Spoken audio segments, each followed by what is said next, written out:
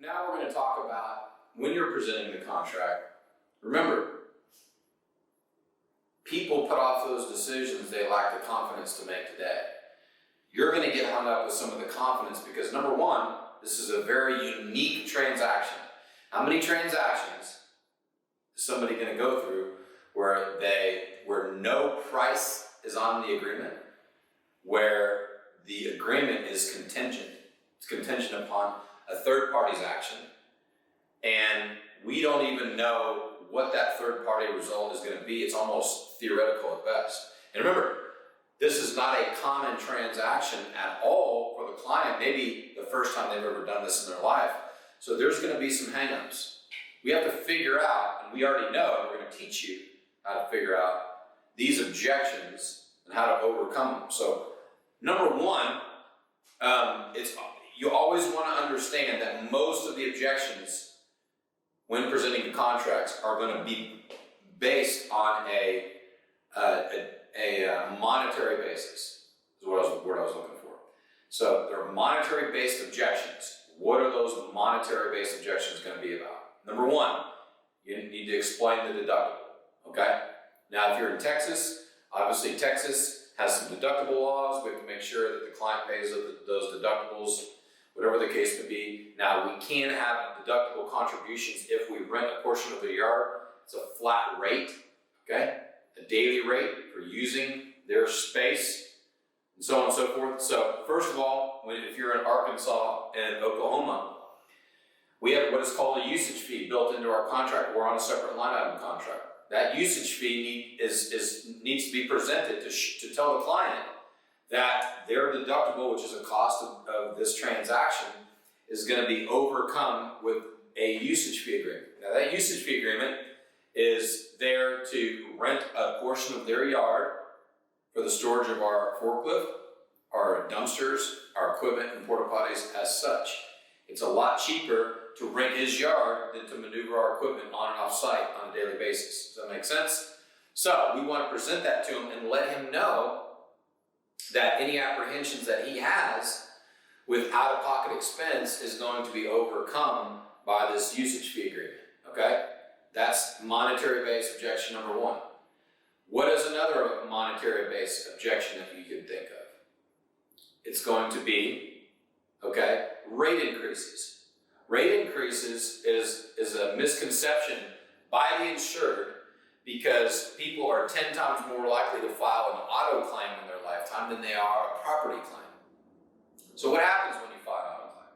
Well, because you're 100% in control, the way the insurance industry views that claim on an auto-based claim is you had control over that vehicle.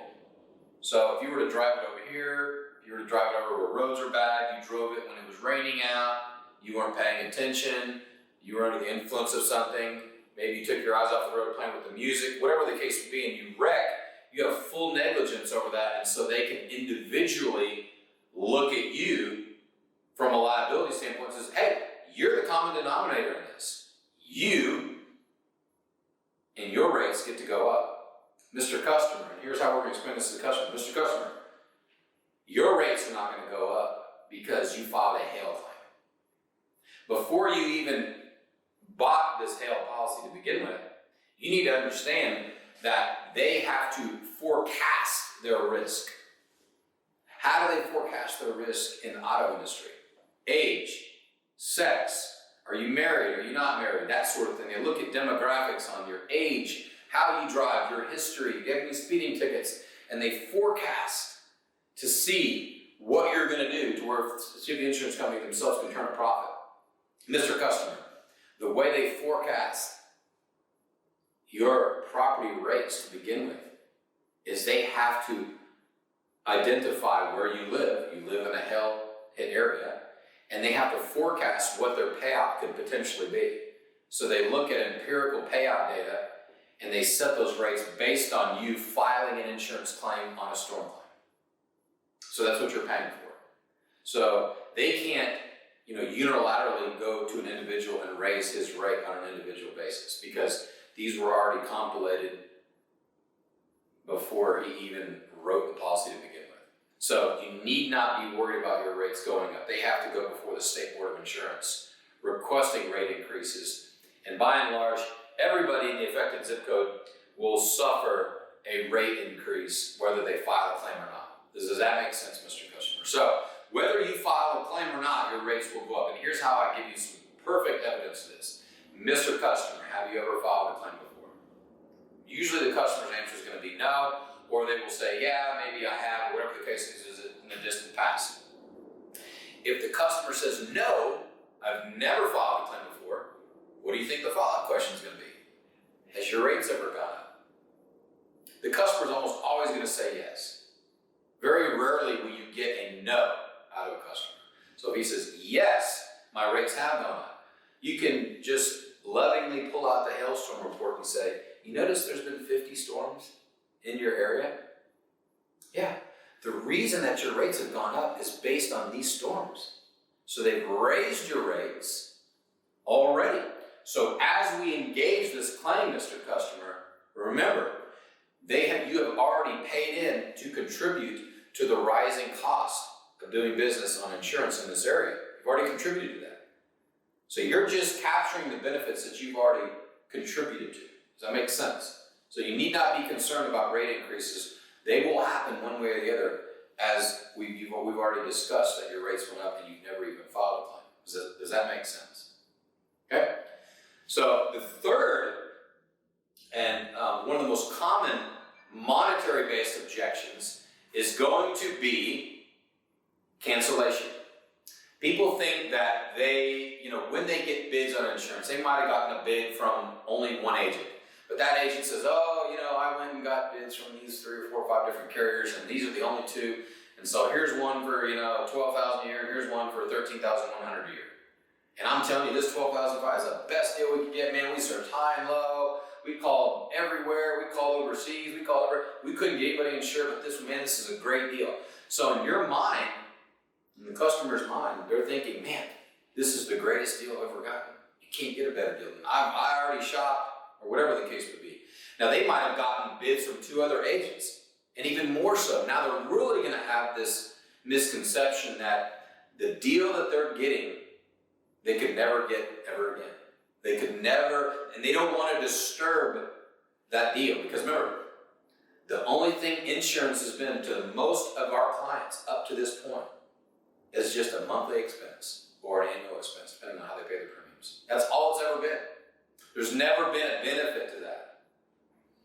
There's never been a payout. It's always a pay-in. So they try to mitigate that because they think, well, what you're telling me sounds great, but if it doesn't happen, what am I faced with? Am I faced with a cancellation because I filed this claim? Or if I do file this claim, how is that cancellation going to affect my future rates? We oftentimes tell them, which is a very true statement, that when you convert your old roof into a new white single-ply roof, that your rates will oftentimes go down because you have a clean slate. There's no prior loss. You're not taking your hail-damaged roof to market and trying to get insurance on it. There's not a convoluted amount of damage that happened at multiple different time periods. As you could probably see from the storm date, Mr. Customer, we've had 50 hailstorms in the last 5 years. So it wipes all that clean to where when you do go to market, there's no question as to how old the roof is and what storm damage it has sustained. Okay? So you have a nice clean slate. So oftentimes our customers get and receive lower rates moving forward. So cancellation does not need to be a concern of yours, nor are you getting the best deal, because you could probably go out right now, whether you file a claim today or not, and shop and probably get better rates somewhere else right now as we speak.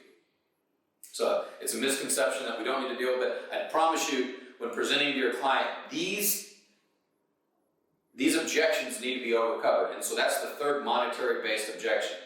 So just to recap, we got deductible, it's going to be out of cost or out of pocket.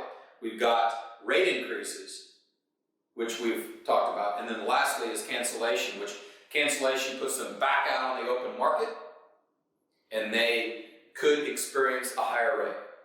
Now, one last objection that will definitely be very, very common is what we call the agent objection. Now, it's not monetary based, but they are going to rely on their agent, and oftentimes when you're done presenting the contract, they're going to say, let me talk to my agent. Very common objection, because they feel like, hey, Mr. Roofing salesperson, I've known you for a very short time. I've known my agent for 10 years, 20 years, 30 years, however long. That relationship is stronger than your relationship with that client. So you need to understand that. And don't go in there assuming that they're just going to pick up the phone and call their agent, and that agent is going to steer them in the right direction. Understand, the agent is a double agent. He works for the carrier. He also works for the client. But who is he loyal to? By and large, there's many customers that he has in his agency. But there could be only one carrier, or one carrier that provides a product that he's able to sell to many, many insured. So by losing you, he'd rather lose you as a client than lose travelers as a product. It means more to his income. And he understands that. So understand that he's going to be loyal to that carrier themselves than he will be you. You have to handle this with very kid gloves, because you have this 20-year relationship that you're trying to muddy the waters with, telling him that he's got an underlying financial gain by you not filing a claim. It is true. They do get incentivized and bonused based on the amount of insureds in the agent's portfolio that pays in versus what those carriers that he signed them up with pays out. That loss ratio goes to incentivize and bonus that agent. So understand that relationship. It's a very, very sticky situation to be in with you and your client and the agent. Because oftentimes, that client is going to think that, hey, I need to call my agent. I need to call my agent and file this claim. When by and large, he could actually call the 800 number within the policy and call the claim line, because that's all the agent's going to do anyway. Now, if he says, I do need to call my agent, and he's adamant about it, you just need to lovingly tell him, look, I understand, I'm sure your agent's a great guy. I'm sure he's not going to do you wrong. Just understand the dynamic that we're dealing with here. We're dealing with an agent that gets paid money for you to not file a claim. The carrier themselves is by design. And there is actually a state licensing exam for insurance agents and adjusters alike. And I do know in Oklahoma, it's question number 149. And that question 149 does state or ask, who is the first line of defense for the insurance carrier? And the correct multiple choice answer is the agent. So that agent that sells you the policy is by definition and by design of the insurance industry the first line of defense for the carrier themselves. So we just need to inform our client as to what they're up against in this scenario, to where we don't look like we're being underhanded, and at the same time talk about this 20-year relationship to a 30-year relationship, 10-year relationship, whatever it might be. We don't want to muddy those waters because we're so new to our own relationship. We're in a very adolescent stage of our own relationship with this client. We're not going to say, hey, that 20 years doesn't matter, believe me. Does that make sense? So be very, very delicate in how you handle this, but do let them know where the agent stands in the whole pecking order and the process of this, so that they understand that there's going to be an exchange of funds whether he files or does not file that claim. Very many agents oftentimes will tell our clients to not file a claim because it financially benefits them. And we have to circumvent that. And if you don't address that, and you present the contract and that objection that you lead with, whether you isolate that objection or not, if you don't cover that objection at the very end, and you leave not talking about that agent, and he calls his agent without any coaching on your part, and that agent tells him not to file the claim, rest assured that client is going to ghost on you, or be very hard to communicate with, or you may end up just losing the sale altogether. So understand that's probably one of the most difficult objections to overcome, and you need to handle it very delicately, but make sure you overcome that objection. Make sure you mention it. Remember, the only way to mention it or address it is to manifest it.